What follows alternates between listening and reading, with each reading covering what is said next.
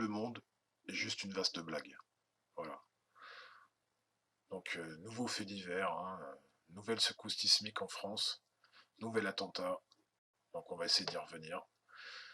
Rapide de résumé des faits, donc un professeur d'histoire géo qui enseignait dans un petit collège, le collège du Bois d'Aulne à Conflans-Sainte-Honorine, a été décapité par un assaillant tchétchène, Abdoulak, je ne sais plus son nom, pardon. Ce serait arrivé juste après les cours, vendredi soir, un peu après 17h. Donc comme d'hab, hein, le truc, la version du mec à la fin qui crie à la Akbar en fonçant sûrement sur les flics, qui se fait abattre. Apparemment, il y aurait une vidéo, je ne l'ai pas encore vue. Je fais une vidéo un peu à chaud là pour le moment.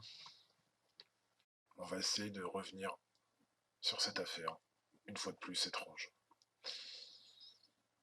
Donc, ça arrive le vendredi soir, au moment où c'est les vacances scolaires. Donc, c'est-à-dire que le lycée, de toute façon, il va être fermé pendant une ou 2 semaines, grâce aux vacances. Mais surtout, ça a permis sûrement aux enfants, ce jour-là, d'avoir quitté, je sais pas moi, peut-être qu'ils quittent vers 16h30, et les gamins, ils sont en vacances, les parents viennent peut-être les chercher pour partir en vacances de la Toussaint ou autre. Donc je pense qu'aux abords du collège, à cette heure-ci, la veille de vacances, bon, il doit y avoir personne. Hein. Donc ça, c'est déjà un point qu'on peut mettre en avant.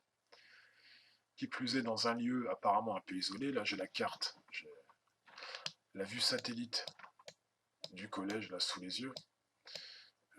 Bon, un petit quartier pavillonnaire.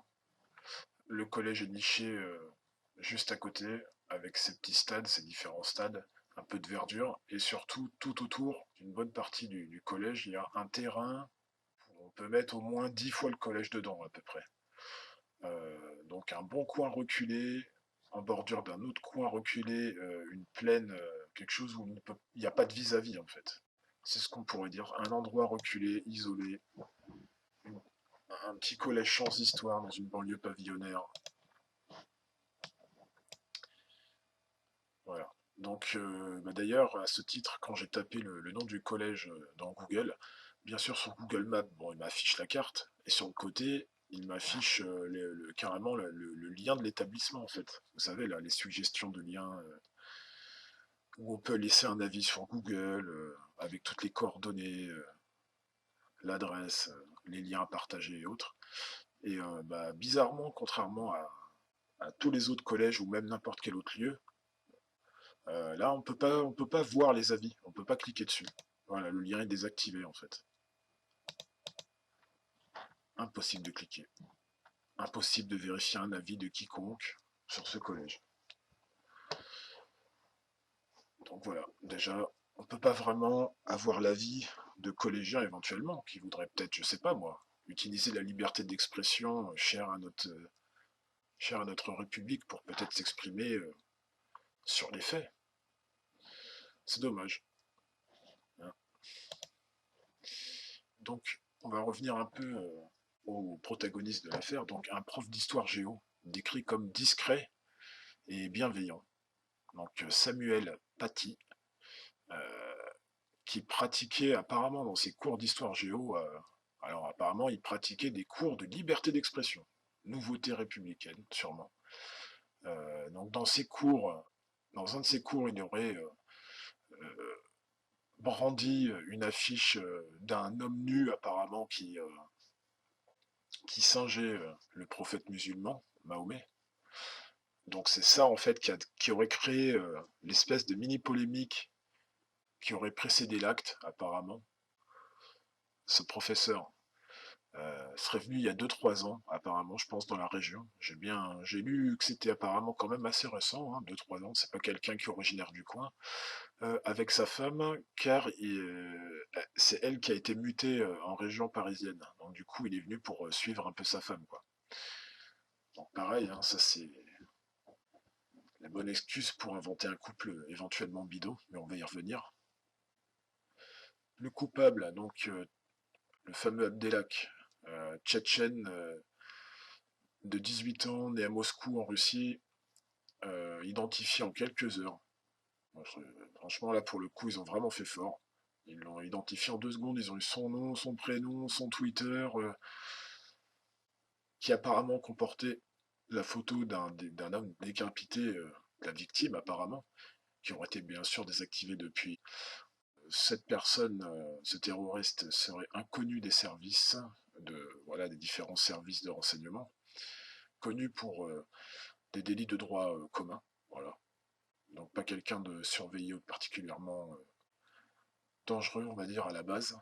On l'aurait retrouvé, en fait, il aurait commis son forfait et on l'aurait retrouvé donc. Alors c'est selon c'est selon la version, donc soit 2 grands couteaux ou un grand et un petit couteau avec un fusil ou une arme de poing airsoft. Donc ça, voilà, hein, c'est selon les versions. Donc il serait armé euh, d'une arme à projectile et d'une lame. Et après, voilà, là, il y a confusion dans le nombre de lames. On ne sait plus trop, c'est un petit couteau, un grand couteau. Le grand couteau, au début, on ne le trouvait pas.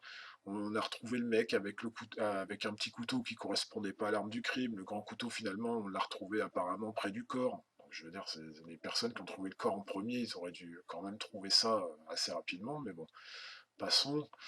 Euh, un fusil, voilà. Alors, on a parlé d'un fusil type au début automatique, mais airsoft, donc qui tire des projectiles à billes, hein, plastique.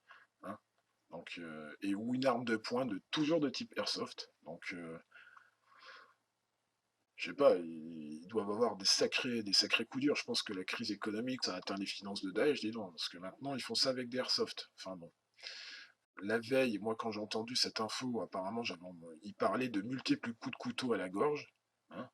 Et le lendemain matin, quand je me suis réveillé, dans les articles, c'était plus ça. C'était il s'est carrément fait décapiter. Voilà. Comme je l'ai dit tout à l'heure, il y aura une vidéo apparemment de l'assaillant qui se fait abattre, qui aurait fuité ou je ne sais autre. Moi, je ne l'ai pas encore vu, j'aimerais bien la voir. Sachant que ce genre de vidéo, ça prouve rien du tout. Hein. Ça peut te... quand... quand on s'attaque, quand on essaye de débunker les champions de la mise en scène, il faut se rendre compte qu'ils ont des moyens hollywoodiens des fois. Hein. C'est vraiment de la retouche vidéo, des acteurs de crise. Enfin, ils peuvent facilement vous faire copier des conneries en inventant des scénarios catastrophes sous vos yeux et en les filmant. Donc je crois que de mémoire, je pense pas qu'il y ait de témoins en fait de la scène, vu l'endroit, vu le lieu. Maintenant, je vais demander à nos amis journalistes, mais les vrais, hein, ceux qui cherchent, pas les journalistes de comptoir. Moi, je parle des vrais journalistes à l'ancienne, qui vraiment, ils vont sur le terrain, ils enquêtent, ils font leur job, ils cherchent les détails.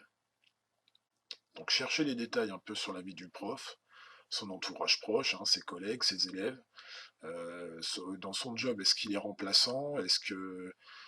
Qu'est-ce qu'il faisait comme métier avant? Il était professeur, mais s'il vient depuis 2 3 ans ici, donc il avait bien d'autres collèges. Est-ce qu'on peut avoir aussi des avis de ses élèves, de ses collègues, de ses amis?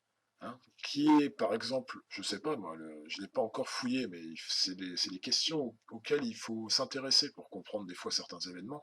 Donc qui est, par exemple, je sais pas moi, le proviseur du collège, le maire de la ville, voilà. Donc il y a beaucoup de questions à poser, en fait, il y a beaucoup de choses à chercher, et même d'autres choses que j'ai sûrement loupées. Encore une histoire de plus, hein. On les compte plus en ce moment, ça s'accumule. L'actualité, c'est une véritable avalanche de débilité de plus en plus.